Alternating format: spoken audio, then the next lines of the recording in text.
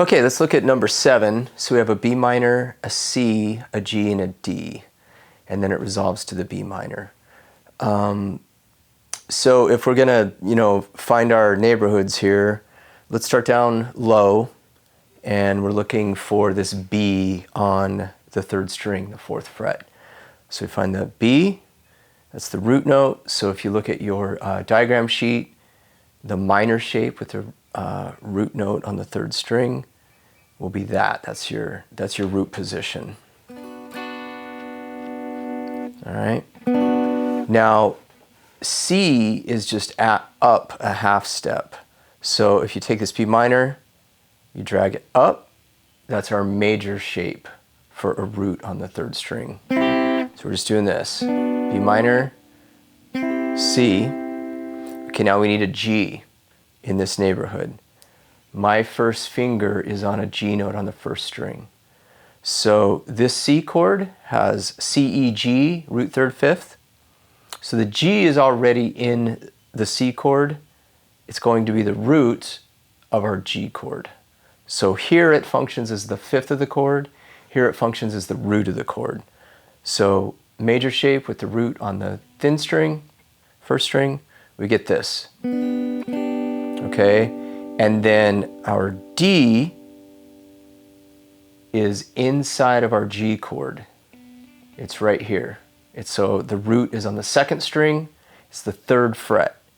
And the shape that corresponds with that on that diagram sheet is this one. So I wrote this progression to play around with this kind of movement going up a half step, this B minor to C, and to kind of cement that idea of this is the minor shape, this is the major shape, okay?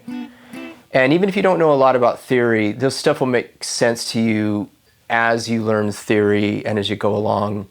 I spent a lot of time in the music theory course. We go through all the keys and we go through every chord generated from the major scale in every key. So if this doesn't make sense to you right now, that's okay. Just be concerned with where the roots are.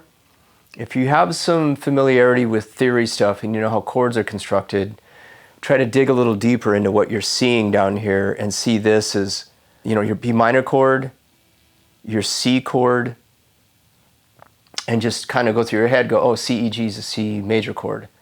The next chord is a G chord. I don't have to make a big move, I have a G right there. What shape goes with it? That one. Now I need a D chord. Oh, G, B, D. D is my 5th. What shape goes with that? There's my D right there.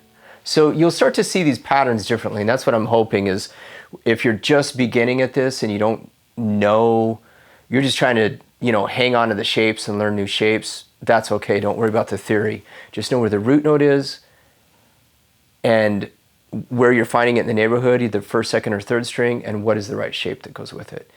If you've been playing for a little bit, try to dig into the theory and make these little connections between the chords, like these common tones we've talked about. So we have this B minor, we have this C, we have this G, we have this D.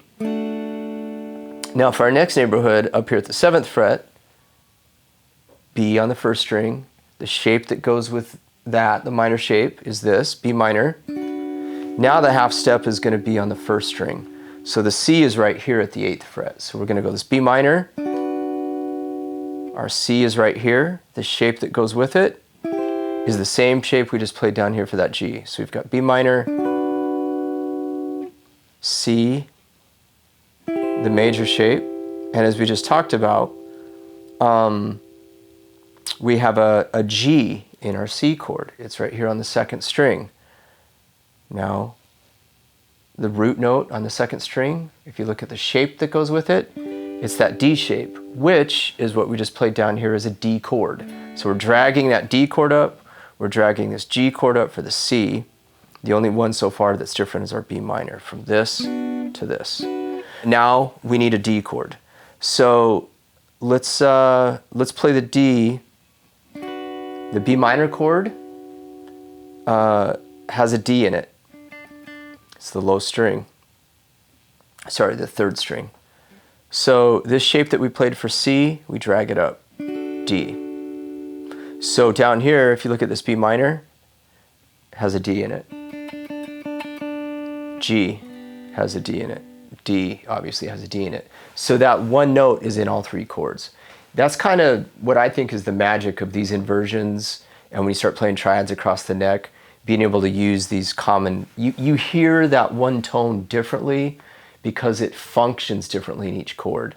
Like that D functions as the minor third, the fifth, the root. Same note, different function. So up here, we have this B minor, C, G, D. And then we're going to go up here. B on the second string, 12th fret. That shape, if you look at the chord shapes on your sheet, that's the minor chord with the root on the second string.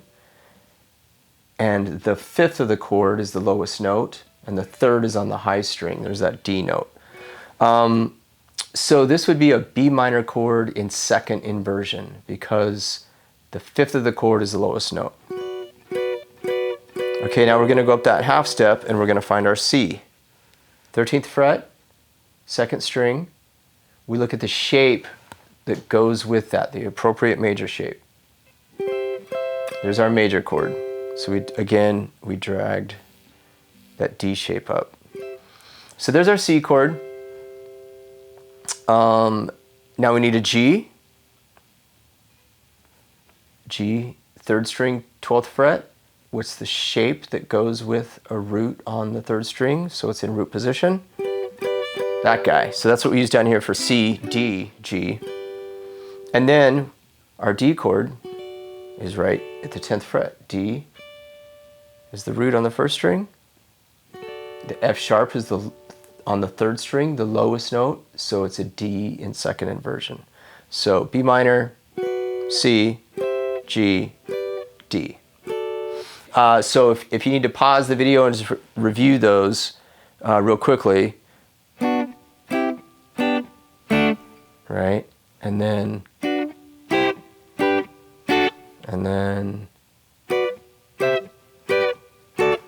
those are the areas we're going to work in, the three neighborhoods, and we'll go through the progression.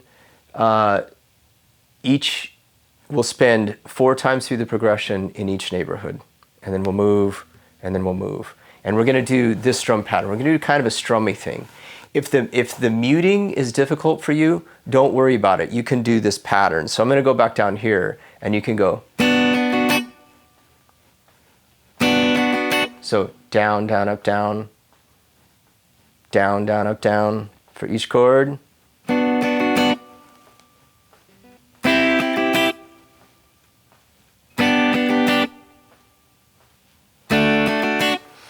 What I'm going to do, I think, with this rhythm is I'm going to kind of double that. And I'm going to do a little bit of muting. Remember, it's the same pattern we had earlier. And we've already talked about the muting. I'll show you again. But if the muting just feels a little too hard, you could just do this. Da, da, da, da, da, da, da, da, da, da. So let me see what I'm doing here.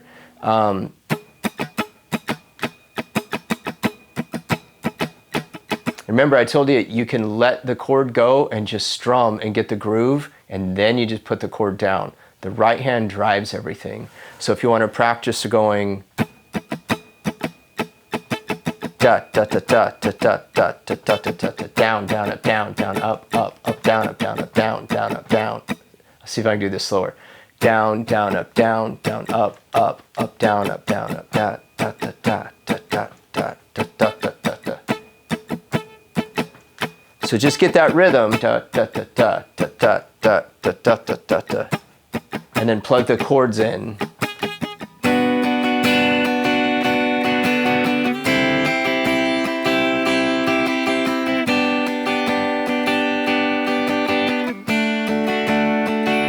So if you're just strumming, that's fine. Remember, you could cut this in half.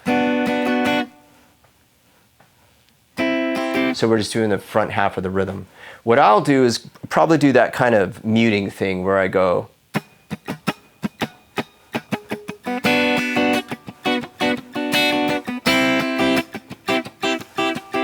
can see from the side how I relieve the pressure.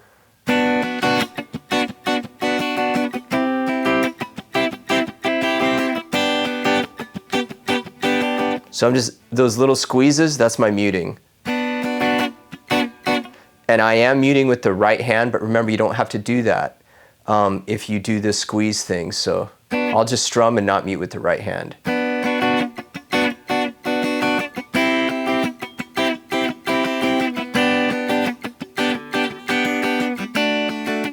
So just by relieving the pressure, but not taking your fingers off the strings all the way, just that little, that right there, I'm still in contact with the strings, that's my mute. So you have some options here. So figure out which way feels comfortable for you, which one you want to do. I'm going to do the last one we just talked about with the mute. So let's jump in with the track, and we'll play through this thing 4 times here, 4 times here, 4 times here, and that'll take us to the end of the loop. 2, 3, 4, 1, 2, 3.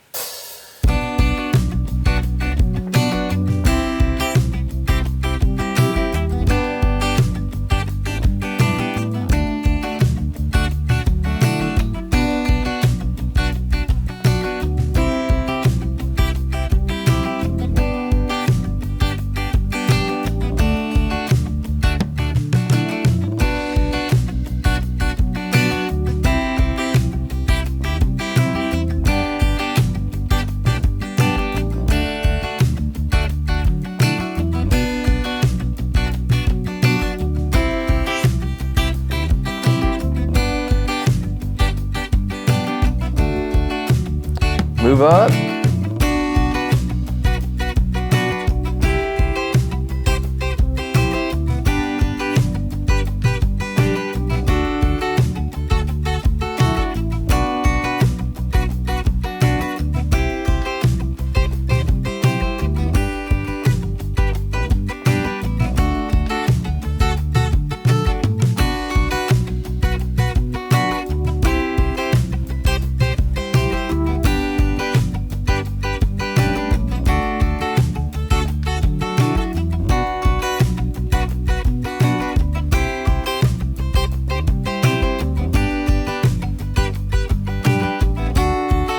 Move up.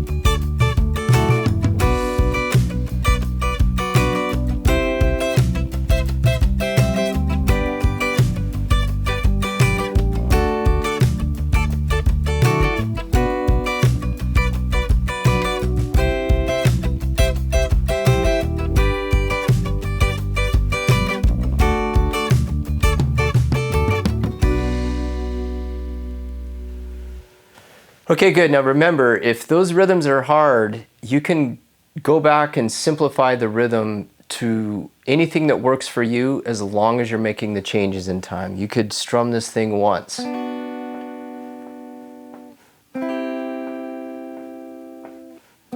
That's a great way to practice. So if you're feeling overwhelmed with the rhythm stuff, we kind of came out of the gates pretty fast on that one with a complicated rhythm. Don't feel bad about simplifying the rhythm. You're going to be much better off if you can simplify the rhythm and make the changes in time.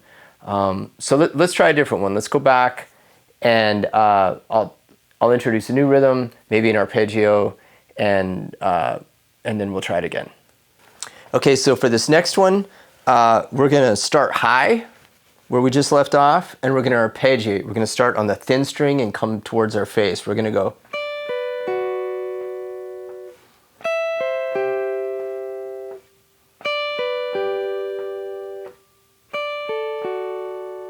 So we'll do that 4 times, next neighborhood, and then the next neighborhood. So we'll start up high, same arpeggio all the way down from the thin string to the 3rd string, and then we just have to make the changes in time. All right, so let's go ahead and do this. 2, 3, 4, 1, 2.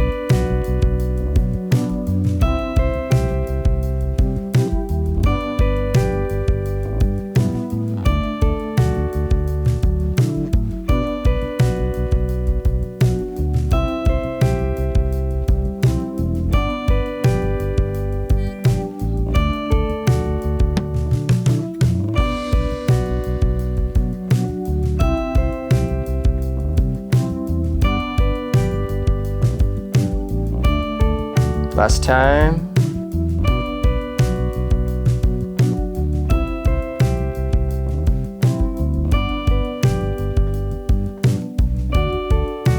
Move down.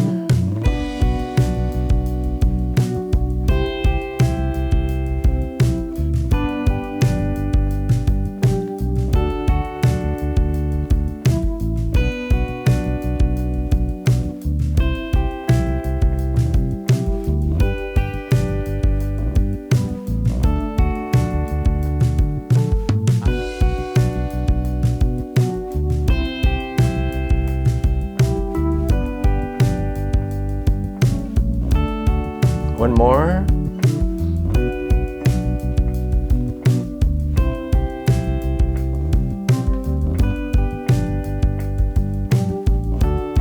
Move down.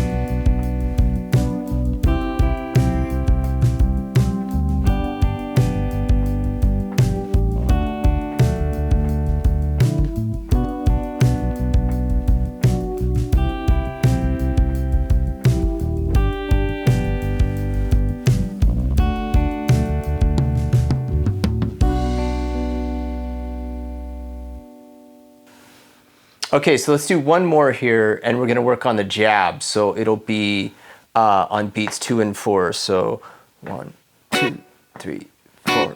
1, 2, 3, 4. That kind of thing. Okay, for every chord. And I think what we'll do is let's kind of mix it up. Let's start in the middle, this kind of second neighborhood, and then let's jump down to the first, and then let's have to jump up to the third neighborhood up here at the 12th fret. Okay, here we go. 1, 2, 3, 4.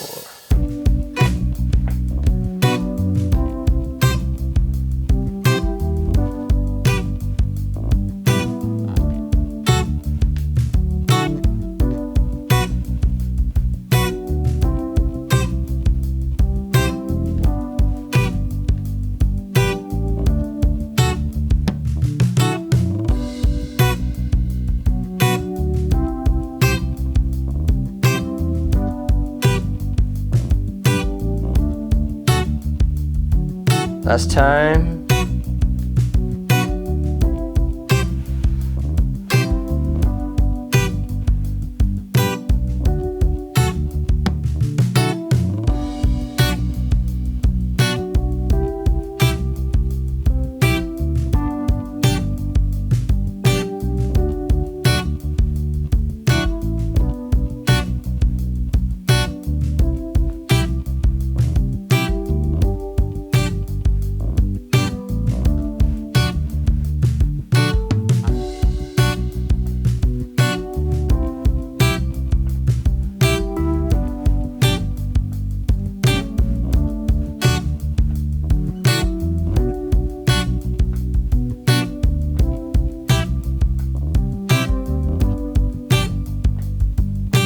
Going after this.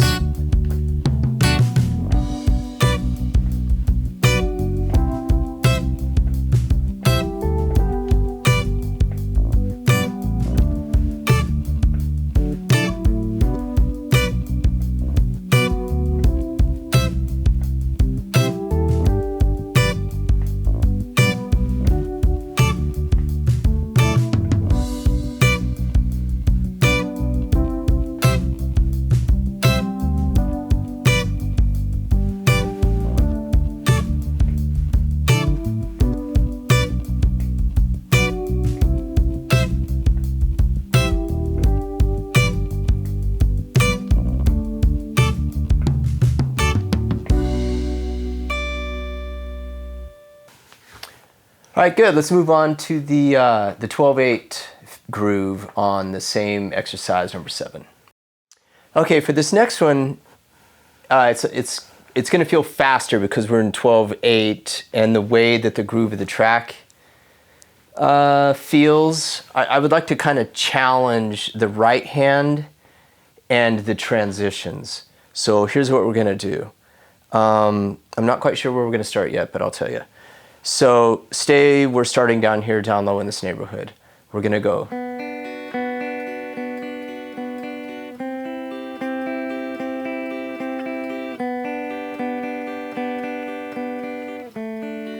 So it's going to be 1, 2, 3, 2, 2, 3, 3, 2, 3, 4, 2, 3. So that'll feel like a pretty fast click to go with the right hand to keep that continuous. But I'm going to show you something that I think will help. What I'm going to do when I'm playing that B minor chord, let's see if I sit like this, that might help. So I'm going to play the B minor. When it comes time for the C, I'm going to basically leave this finger engaged and just drag up and strike that note, and then put the rest of the chord down. So you don't have to go, right? Check it out. Now here's my G. I'm going to do the same thing. I'm coming off this.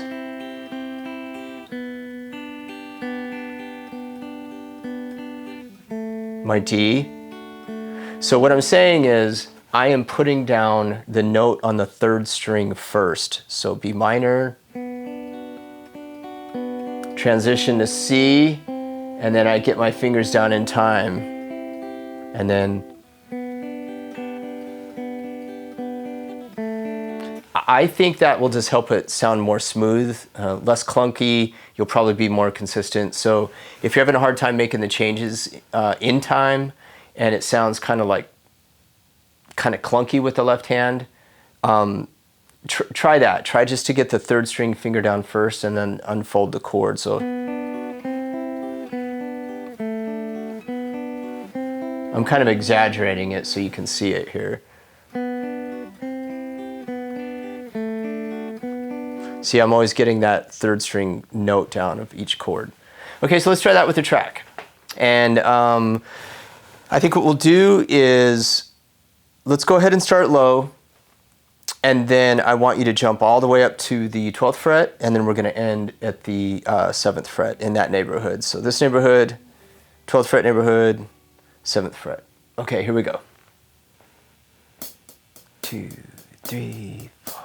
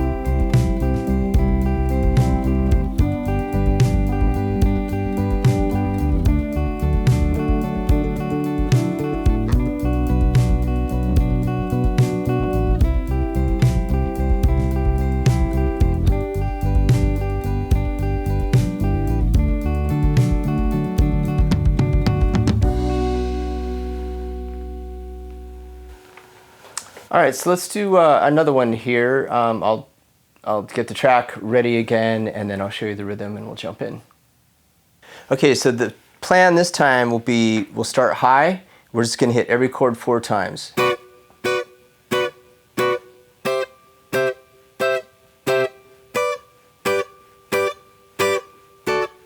Then you move. So you do it 4 times there, 4 times, 4 times, 4 times. We're just gonna cycle through, so it'll get you going through all of the neighborhoods, really make sure that you know where you're going with the chords, and that will be that one. All right, so let's go ahead and go for it.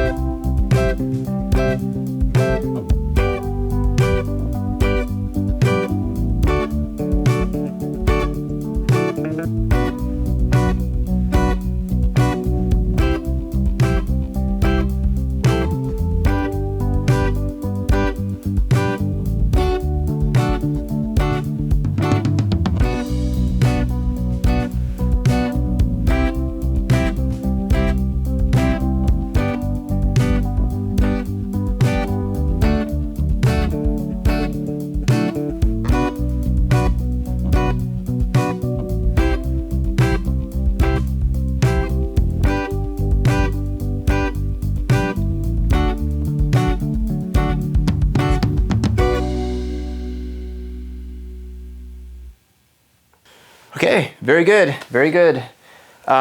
Let's wrap this up and let's jump into exercise 8 next. And I can't stress how important it is that you find a rhythm that we've gone over in any of their exercises that will work for you. It's not a failure, it's not a bad thing to simplify it. We've got a lot going on here. We're learning all these inversions. We're having to move these different shapes around. So I just can't stress how important it is that you integrate the information slowly instead of stumbling through it. So if you have to simplify a pattern, if you just have to strum the chord once every 4 beats, that's totally fine.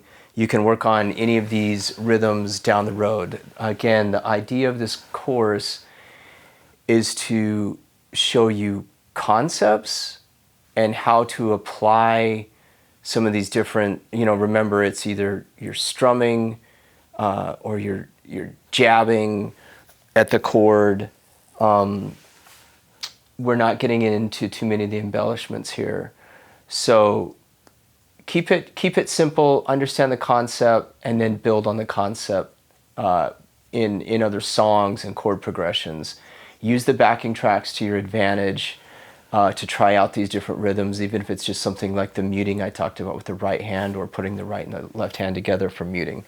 So all the backing tracks you'll get with the course, the PDFs. You can come back to this again on your own and do it in your own way that works for you, and progress at your own speed. So let's get ready for number 8.